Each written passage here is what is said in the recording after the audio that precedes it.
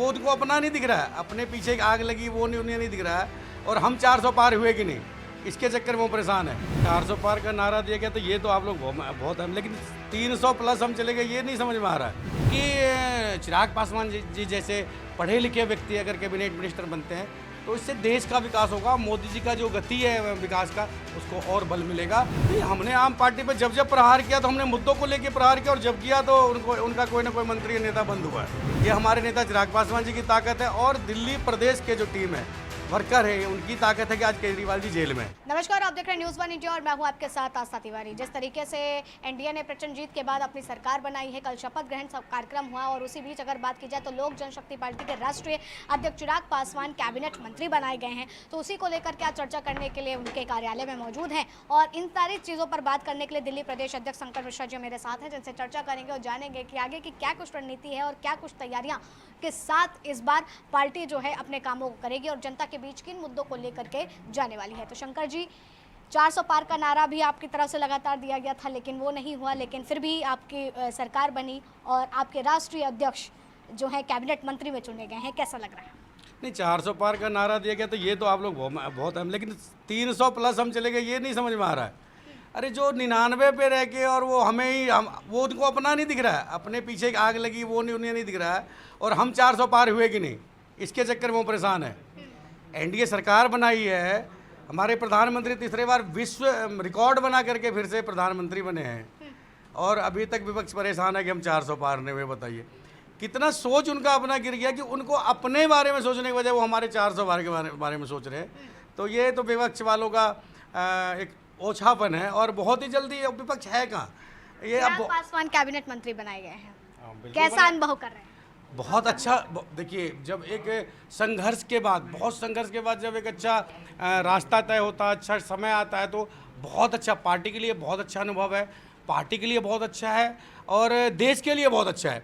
चूँकि चिराग पासवान जी जैसे पढ़े लिखे व्यक्ति अगर कैबिनेट मिनिस्टर बनते हैं तो इससे देश का विकास होगा। मोदी जी का जो गति है विकास का, उसको और बल मिलेगा, और लोक जनशक्ति पार्टी रामविलास और मजबूती से देश में। क्या लगता है कि अब बिहार के वो मुद्दे बड़े आगे प्रचंड की तरफ से उठेंगे? युवाओं के वहाँ पर तमाम मुद्दे हैं, एजुकेशन को लेकर के तमाम मुद्दे वहाँ के उठते हैं, वहाँ के विकास के मुद्दे उठते हैं। तो क्या लगता है कि अब वो बड़े पैमाने पर काम होगा? नहीं, हमेशा उठता रहा। हमारे नेता का बिहार फर्स्ट विजन है, जिसके लिए उन्होंने 2020 में एनडीए भी छोड़ दिया था, और वहाँ रेड कॉर्पोरेट जो बिछी हुई थी, अगर वो चाहते तो उस टाइम मतलब वो बड़े मंत्रालय भी उनको मिल सकते थे, लेकिन उन्होंने बिहार फर्स्ट जो विजन है उसके चक्कर में उन्होंने सब कुछ छोड़ दिया था। हमारे नेता का शुरू से रहा है, संघर्ष का रास्ता बेशक छोड़ना पड़ा, लेकिन बिहार नंबर 1 कैसे है, बिहार नंबर 1 कैसे होगा, इसके लिए हम लोग तत्पर है। अब वहाँ शिक्षा भी, युवा के लिए रोजगार भी, और हम लोग चाहेंगे कि वहाँ शिक्षा, रोजगार और बाहर जो पलायन हो रही है वो रुक जाए, वहाँ पे काम धंधा बिजनेस आ जाए, ताकि लोग वहीं रह कर वहीं विकास करें, और क्राइम बिल्कुल कंट्रोल हो जाए। ये जो पीछे हो रहे थे राजद, जब नीतीश जी की और राजद की जब बनी थी, बीच में फिर से क्राइम रेट बढ़ने लगा था, उन चीज़ों पे अंकुश लगेगा, और बहुत ही अच्छी तरीके से विकास होगा। लगातार दिल्ली की आम आदमी पार्टी को लेकर के प्रहार करते आए थे, उनका था कि इस बार 7 सीट पर उनका कब्जा रहेगा, लेकिन ऐसा कुछ देखने को नहीं मिला। क्या लगता है? नहीं, हमने आम पार्टी पर जब प्रहार किया तो हमने मुद्दों को लेकर प्रहार किया, और जब किया तो उनका कोई ना कोई मंत्री नेता बंद हुआ है। ये लोक जनशक्ति पार्टी की रामविलास की ताकत है, ये हमारे नेता चिराग पासवान जी की ताकत है, और दिल्ली प्रदेश के जो टीम है, वर्कर है, उनकी ताकत है कि आज केजरीवाल जी जेल में है। हर मुद्दे पे हमने केजरीवाल जी को घेरा, केजरीवाल जी को हमने जेल भिजवाया, मनीष सिसोदिया जी को, सत्येंद्र जैन जी को, चूँकि ये सब भ्रष्टाचार में इतने लिप्त हो चुके हैं कि इनको अंदर जाना ही था, और इन्होंने दिल्ली का कोई विकास नहीं किया, दिल्ली को इतना खोखला कर दिया है। आज दिल्ली 25 साल पीछे चली गई है। इसीलिए ये इन लोगों का ढकोसला था कि भ्रष्टाचार के खिलाफ, भ्रष्टाचार का काल केजरीवाल, इस प्रकार से नारे देके सबसे बड़े भ्रष्टाचारी के रूप में आप पार्टी और उसके नेता निकले हैं। तो उनके तो देखिए, जैसा करनी वैसा भरनी, जैसा करेगा वो ऐसा भरेगा, और इसी के तहत वो जेल में है। और मैं कहूँगा कि अभी भगवान सद्बुद्धि दे, इस्तीफा दे दें, और जो जिस तरीके से कानून व्यवस्था के तहत उनको जमानत मिली थी। तो आपकी पार्टी का केवल बिहार के ही मुद्दों को अहम तौर पर लेते हुए नजर आएगी, या बाकी दिल्ली के भी कुछ मुद्दों को जैसे आप बिहार के मुद्दे को क्यों ले रही हैं? हम पूरे देश के पूछ रहे हैं, हम आपसे जान रहे हैं कि क्या केवल बिहार का ही विजन मेन रहेगा आपकी पार्टी के लिए, या फिर? नहीं, हमारे लिए पूरे देश का विजन है। हमारे लिए देश, हमारे नेता देश के नेता हैं।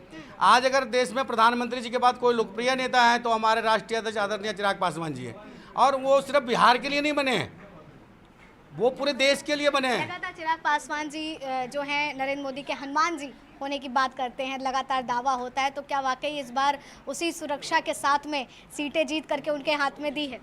जो हनुमान जी का काम था, मेरे नेता हनुमान है, हनुमान का जो काम था उन्होंने श्री राम जी के लिए कर दिया है। अब श्री राम जी का क्या काम वो होता है, क्या है, ये सब अभी पता लग जाएगा 2-4 घंटे में। और मेरे नेता हनुमान थे और हनुमान रहेंगे, और हमेशा संकट मोचक भी रहेंगे इंडिया के। और मोदी जी के हनुमान तो हैं, ये पूरा देश, पूरा विदेश तक जानता है कि लोगों ने बड़े टोन भी कैसे थे कि मोदी जी के हनुमान हैं। हनुमान देखिए सही में हनुमान है, और इन्होंने आज कितना काम कर दिया मोदी जी के लिए। 5 के 5 सीट जीत कर उनकी झोली में दे दिए। एनडीए की बैठक के दौरान पीएम के गले लगना, फिर पीएम का उनको शाबाशी देना, पीठ थपथपाना, कई ऐसी सारी चीजें हैं। तो क्या लगता है कि वाकई नहीं, हमारे नेता के लिए एक बहुत ही अच्छा स्नेह है पीएम के लिए, क्योंकि इतने पढ़े लिखे नेता इस युवा वर्ग में उनको कोई दिखता नहीं इतना मेहनत करने वाला। तो उन्होंने देखा, हमेशा उन्होंने हमारे नेता की सोच को देखा है, उन पे विश्वास किया है और उनको आजमाया है, फिर जाके इतना प्यार जो है वो शुरू से ही, जब हमारे नेता स्वर्गीय रामविलास पासवान साहब थे तो उनको दोस्त मानते थे, और चिराग पासवान जी को एक बेटे की तरह जिस तरह वो मानते हैं उसी तरीके से मानते आ रहे हैं। और इसके लिए बहुत बहुत धन्यवाद है देश के प्रधानमंत्री को, हमारे नेता को इतना प्यार देने। तो हमारे साथ शंकर मिश्रा जी मौजूद थे, जिन्होंने बताया कि किस तरीके से तैयारियां हैं, क्या कुछ मुद्दों को लेकर के इनकी पार्टी आगे बढ़ेगी एनडीए के साथ जो सहयोगी दलों का गठबंधन है, और तमाम वो मुद्दों को लेकर के। और जिस तरीके से चिराग पासवान को नरेंद्र मोदी जी का, प्रधानमंत्री नरेंद्र मोदी जी का हनुमान बताया जाता है, हनुमान कहा जाता है, तो उस तरीके से इन्होंने भी बताया कि किस तरीके से उन्होंने अपने हनुमान और प्रिय भक्त होने का काम कर दिया है। फिलहाल तब तक के लिए आप बने रहे न्यूज़ वन इंडिया पर। कैमरा पर्सन रविकांत के साथ आस्था।